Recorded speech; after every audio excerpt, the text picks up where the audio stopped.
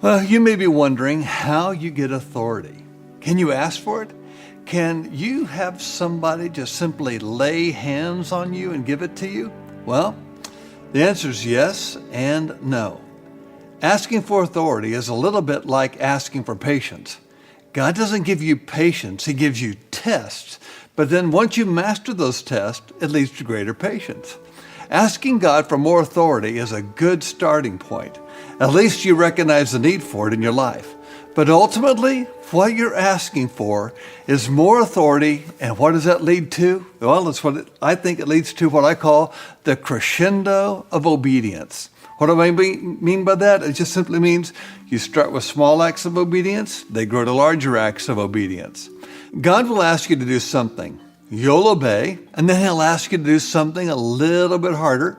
You'll obey, and then He'll ask you to do something a little bit harder, and you'll obey Him again. See, this is what the crescendo is. It brings you closer to God because your obedience brings relationship. Conversely, disobedience separates us from a relationship with God, and without relationship, we have no authority. It's this kind of obedience to God that generates relationship, and relationship releases authority. This is how it happened with Jesus. He learned obedience through the things that He suffered. That's interesting because Jesus had to learn obedience. That tells us that it's not a sin to have to learn to be obedient. There's a certain amount of grace to walk out this process of obedience with God. You're not going to gain the kind of authority that makes demons shriek as you walk by overnight. It takes some time. You're going to gain what I call relational authority through this crescendo of obedience, starting with doing the small things He asks you to do, such as prayer, for example. See, even when you think there's no time to pray, pray anyway if God's asking you to do it. Your test of obedience just might be to learn to trust more in the value of prayer than in the value of what you're doing that you feel you won't get done if you take time to pray.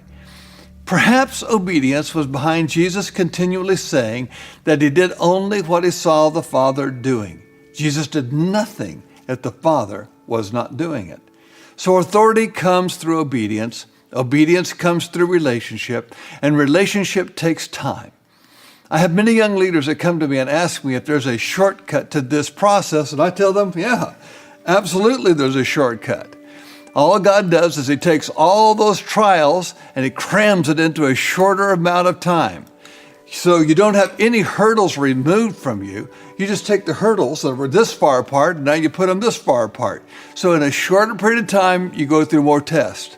And one of the big tests God is taking many through today involves the whole idea of emotional pain. There's developing in this country what I call a pain avoidance teaching. This doctrine says that since God is love, He would never want us to experience pain. Overcoming pain is one of the things that makes God justified in promoting us. It's what justifies Him giving us authority over the enemy. It's not that God gives us the pain, it's that we overcome the enemy who wants to instill that pain. There's another reason a pain avoidance teaching in the church today really bothers me, and it's because it's a slap in the face to the martyrs that the world is now starting to see once again. These people selflessly risk death to worship God or even to own a Bible. I remember hearing a story of a pastor in China who was told by an American pastor that his church was praying for them, specifically that the persecution of the underground church in China would end.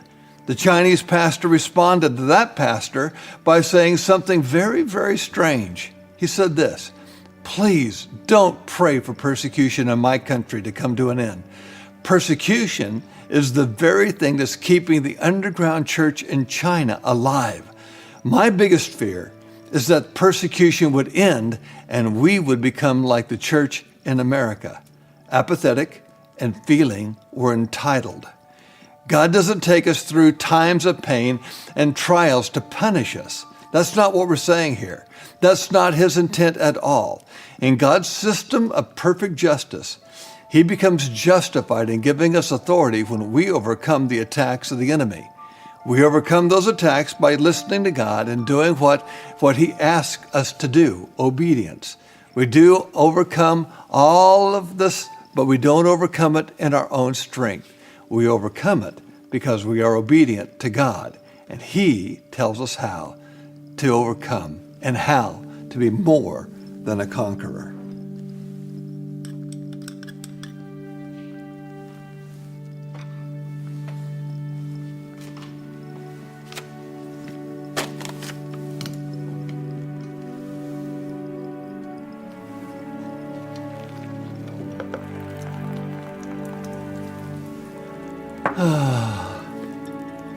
Coffee.